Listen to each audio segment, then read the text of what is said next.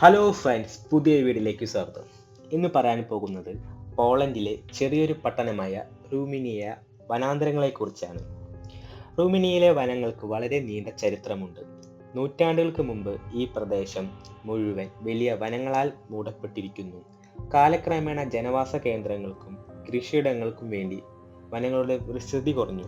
എങ്കിലും ഇപ്പോഴും റൂമിനിയയിൽ ധാരാളം വനങ്ങളുണ്ട്.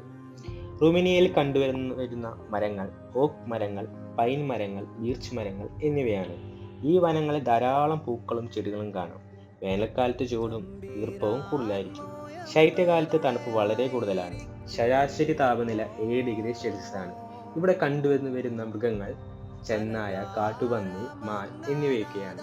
ഇവിടെ വിഷമുള്ള കൂണുകളും ഭക്ഷ്യയോഗ്യമായ കൂണുകളും കാണാം.